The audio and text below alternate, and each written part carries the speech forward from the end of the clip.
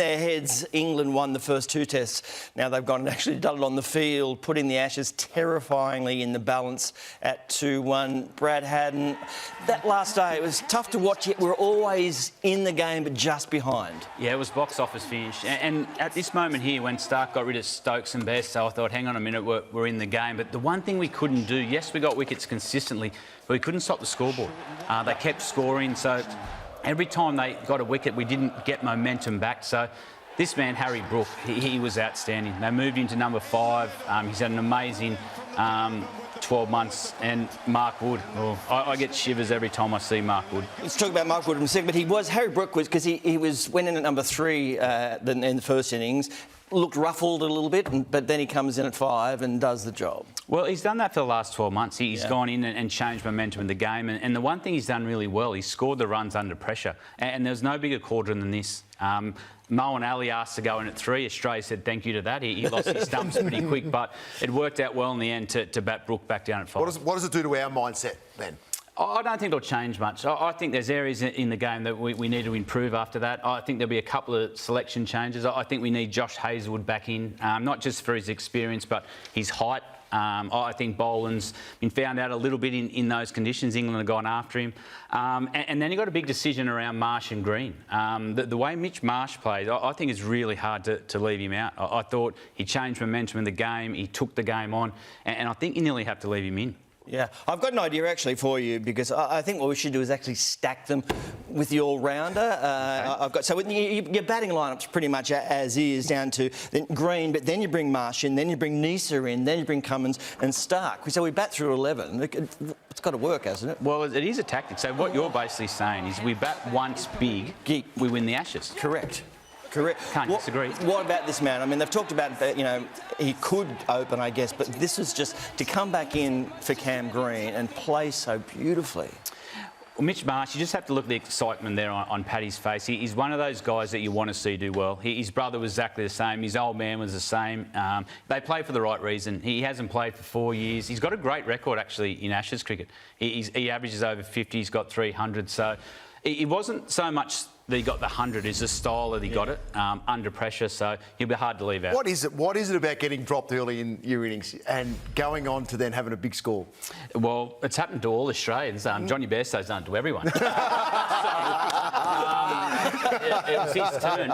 It just sort of makes you switch back on. You have that little concentration lapse at the start of your innings sometimes, and that's just a moment normally to say, OK, switch back on, get back to my routine, and that's exactly what he did. But Johnny Bairstow, it's been great fun. I'll go to Johnny Bairstow, but what about the Marsh family celebrating? Because it was Sean's birthday's 40th, so they're all, of course, in Bali.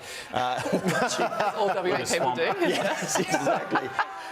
Just brilliant. There's Sean himself there, but Swampy, who is, he didn't move this quickly when he was actually playing, but he's entertaining with a few drinks under the belt. Yeah, they're an extremely close family. I don't know if you remember the Ashes 100, both Sean and Mitch got at the SCG. Yep.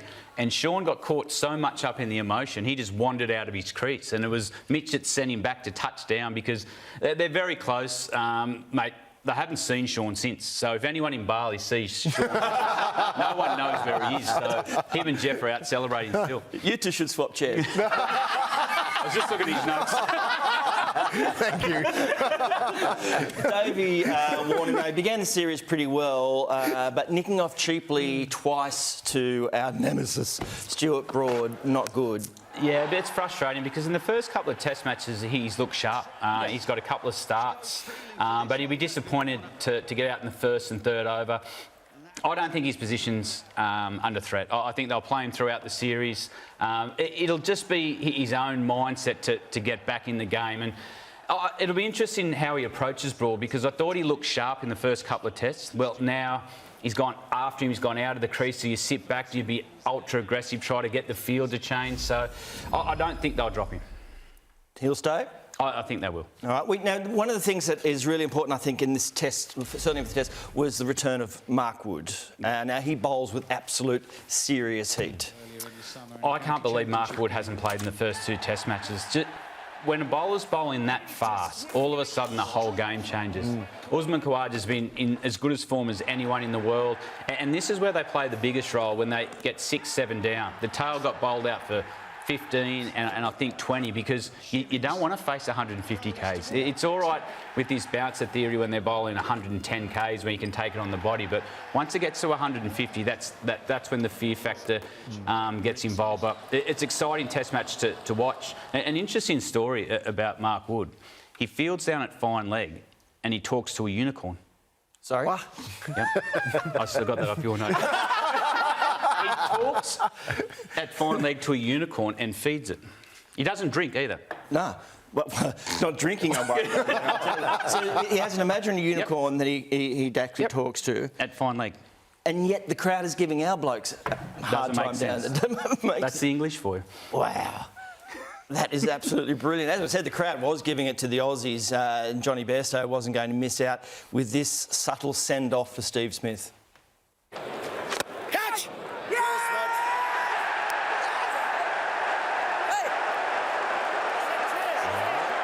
It's interesting. Johnny's obviously got a lot of frustration build up. It's since the Lord's Test match with that run out. The only English player we haven't heard from is Johnny Bairstow.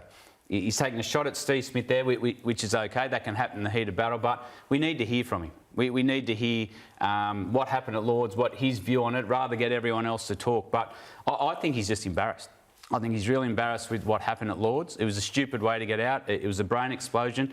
And I'd like to hear from Johnny Bairstow before he starts going at Australian players. You've got to nip that in the bud, don't you, Pads? Like, to leave it lingering and to not just get on the front foot, address it and let everybody move on. Well, then you leave yourself open to the constant barbs. Well, and I think you can see Hoops in his performance with his gloves. He's missed a lot of chances. If he was catching right, England might be 2-1 up in this series. He's more like a soccer goalkeeper, kind of parrying rather than catching. He has done a lot of it. As you said, he's dropped just about everybody. Well, one thing with that is he can't be thinking straight. Like this catch here, that's just a regulation catch for a keeper. He went down to his knee.